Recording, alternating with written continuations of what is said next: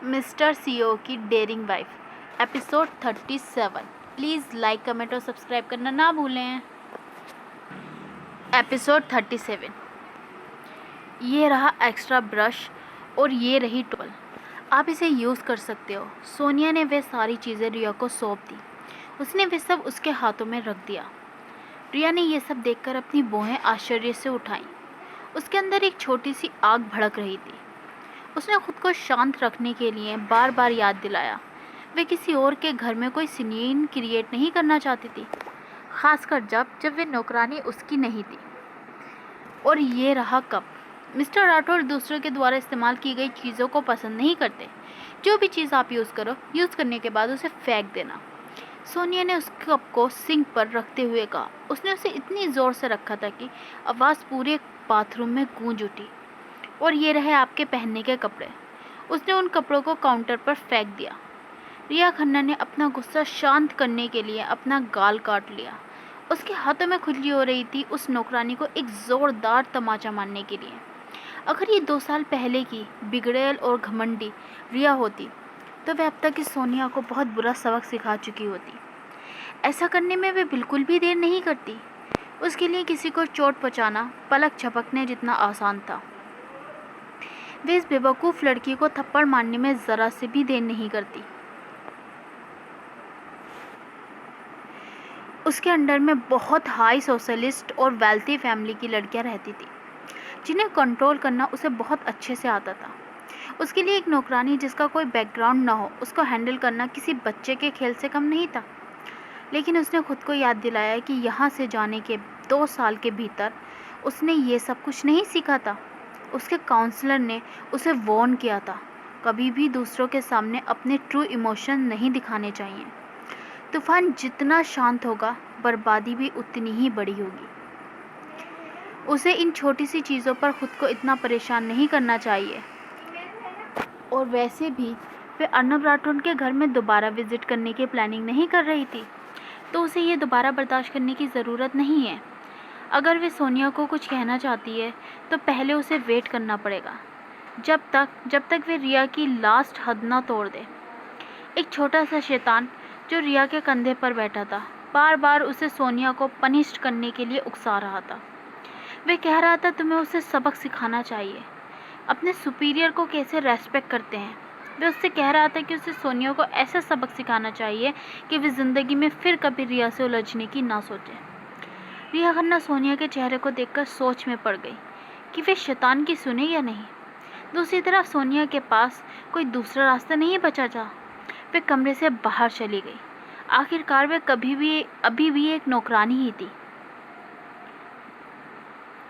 सोनिया रिया के black face को देखकर फ्रस्ट्रेटेड होने लगी। उसके चेहरे के एक्सप्रेशन पढ़ना नामुमकिन था। उसने देखा था कैसे रिया ने अपने हाथ की उंगलियों को मोड़ लिया था, जैसे वो उसे मारने के लिए तिलमिला रही हो। सोनिया ने रिया के खिलाफ स्कीम करने की सोची थी। क्या होता अगर सोनिया अर्नब राठौर के पास जाकर कहती कि रिया ने उसे थप्पड़ मारा था? क्या वे एक मासूम विक्टिम की तरह नहीं लगती और रिया विशियस वुमेन की तरह? हर आदमी कमज़ोर लड़की को प्रोटेक्ट करता है। जितना ताकतवर और शक्तिशाली एक इंसान होता है, उतना ही ज़्यादा औरतों को प्रोटेक्ट करना चाहता है। और सोनिया जानती थी कि अर्नब राठौर उन सब से अलग नहीं है। उसने देखा था कैसे वह उन लोगों से हैंडल करता था जो वुमेन की डिसरेस्पेक्ट करते थे। सोनिया मुस्कुराने लगी। अगर वे खुद एक विक्टिम की तरह दिखाने में सफल हो जाती है तो रिया खन्ना से आसानी से छुटकारा पा सकती है। अर्नब राठौर हमेशा उन लोगों को बहुत बुरी तरह पनिश्ड करता था जो उसके आसपास वाले लोगों के खिलाफ स्कीम करने की कोशिश करते थे। वे 3 साल से उसके लिए काम कर रही थी, तो वे भी अर्नब राठौर के लोगों में ही शामिल थी। और वैसे भी कोई भी इंसान एक बैड टेम्पर्ड लड़की को पसंद नहीं करता। उसने सीक्रेटली रिया खन्ना को रफली ट्रीट करने का प्लान बनाया। वे उसे इतना पुश करना चाहती थी ताकि अंत में हार मारकर वे उसे थप्पड़ मार दे। सोनिया थोड़ा हिचकिचा भी रही थी, ये सोचकर कि कहीं रिया खन्ना उसे ज़्यादा ज़ोर से ना मारे। हालांकि वे कमज़ोर लग रही थी, लेकिन अमीर लड़कियां ज़्यादातर अपने सर्वेंट्स को बहुत बुरा पीटती थी।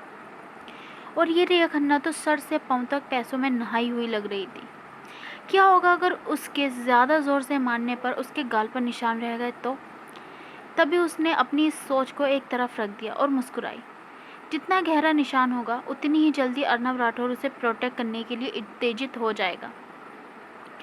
जब रिया खन्ना ने सोनिया की परछाई दरवाजे के अंदर से देखी तो उसने अपनी आंखें घुमा ली। क्या उस सिंपल नौकरानी ने उसे कोई बेवकूफ़ की तरह समझा था?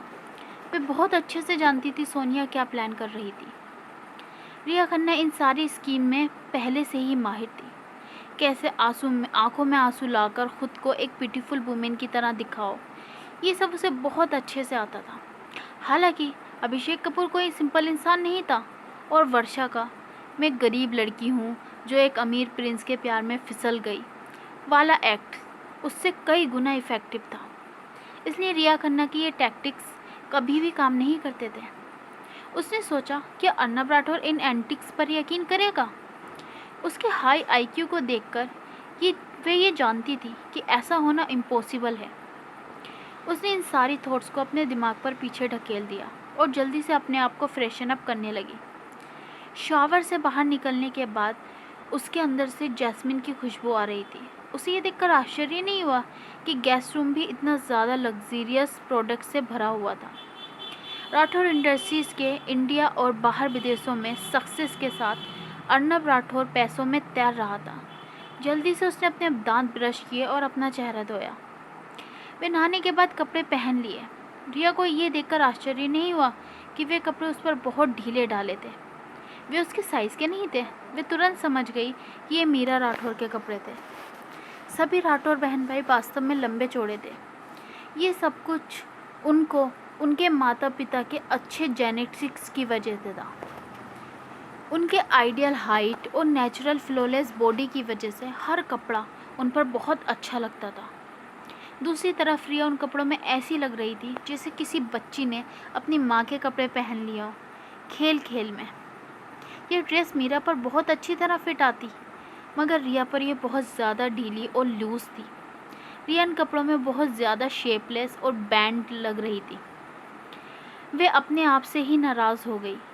उसने सोचा कि यही कारण है कि वे और मीरा एक दूसरे के कपड़े आपस में शेयर नहीं करते। वे बाथरूम से निकली तो उसने महसूस किया कि उसने केवल 30 मिनट अंदर बिताए हैं और वे सोनिया कहीं भी नहीं देख पा रही है। रिया ने सोचा था अर्नब राठौर ने इस बारे में बात करेगी, क्योंकि सोनिया उसकी नौकरानी नहीं थी। वे उस बारे में कुछ नहीं कर सकती थी। वैसे भी वे ऐसे लोगों पर अपना टाइम और एनर्जी वेस्ट नहीं करना चाहती थी।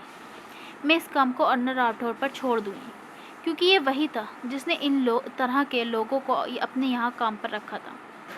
अर्नब राठौर ने उस ग्रांड ब्रेकफास्ट को फिनिश टच दी और उसने रिया खन्ना को उसकी तरफ आते हुए महसूस किया। जब उसने रिया खन्ना को देखा तो उसने गहरी सांस ली। एक सफ़ेद पीली ड्रेस पहने जो उसके हर स्टेप के साथ लहरा रही थी। उसने सोचा वे किसी परी की तरह लग रही थी। उसके बाद जब वे उसके पास आई तो उसने महसूस किया रिया में से भी उसी की तरह जैस्मिन की खुशबू आ रही थी। वे समझ गया उसने भी उसका ही बॉडी वॉश यूज़ किया होगा। उसके घर पर शायद ही कभी कोई फीमेल गेस्ट आती थी, इसलिए उसकी सारी अलमारियां आमतौर पर मेल प्रोडक्ट से भरी हुई थी। इस घर में उनके अलावा सिर्फ मीरा और उसकी माँ का सामान रहता था। रिया ने थोड़े टाइम में यहाँ पर सभी अलमारियों को ढूंढने की कोशिश की थी, मगर उसे किसी भी लड़की के यूज़ करने का कोई सामान नहीं मिला था। उसके इस घर में रहने के बारे में सोचकर और उसके अंदर से अपनी जैसी खुशबू को महसूस करके अर्नब राठौर का मूड अच्छा हो गया। तुम क्या देख रहे हो? रिया ने अचानक से पूछा। कुछ नहीं, अर्नब राठौर ने कहा। उसकी आंखें झूमर की तेज़ रोशनी को पकड़ रही थी, जिससे वह रात में सितारों की तरह चमक रही थी। उसकी आंखें आमतौर पर जो किसी काली रात से ज़्यादा गहरी लगती थी, आज वे केवल रिया के लिए उज्ज्वल और चंचल लग रही थी। लेकिन वे ये नहीं जानती थी, क्योंकि पिछली मुलाकातों में हमेशा अर्नब राठौर की आंखों में उसके लिए एक टीजिंग लुक रहता था। उसने अपने होठ को काट लिया और कुछ ना कहने का फैसला किया। मुझे ज़्यादा नहीं सोचना चाहिए, उसने खुद को डांटा। Bye bye friends.